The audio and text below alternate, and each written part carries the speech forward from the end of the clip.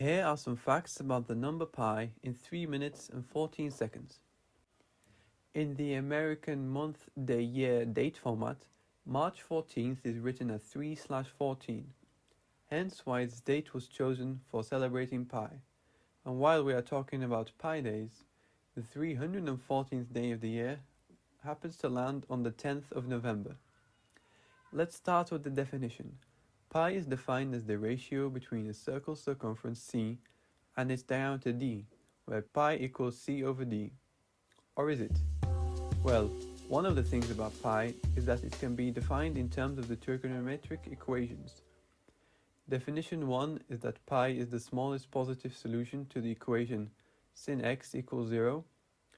Another definition is that pi is the smallest positive difference between two zeros of the periodic functions cos x, sin x, and tan x. But just from these simple definitions, pi can appear anywhere.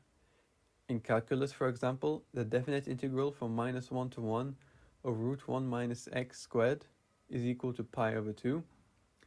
Pi is found in the Gaussian function, which is the probability density function.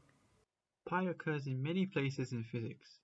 The equation for the period of a pendulum on Earth, the frictional force given by Stokes' law in fluid dynamics, Coulomb's law for electrical force, the cosmological constant, and many more. There is even a description of a circular pool in the Christian Bible that gives the dimensions implying a value of exactly 3. Finding the decimals of pi is a quest that scientists have been embarking on for thousands of years. There was Archimedes in ancient Greece who used the method of exhaustion with inscribed and circumscribed polygons in a circle. There was the German Ludwig von Ceulen who used polygons with 2 to the power 62 sides to obtain 35 decimals of pi and had these digits engraved on his tombstone. He took 25 years working on this effort. Pi was even called by some the Ludolphine number. Newton had equations for pi using his newly found calculus. Ramanujan had crazy but effective algorithms for pi. And now, searching for new digits, it's done by quantum computers to push the development of efficient algorithms that can compute pi up to trillions of digits. And keep in mind that 39 digits is all we need to measure the universal circumference down to the atom. You can find pi by throwing needles between parallel strips on the floor and calculating the probability that the needle intersects a line.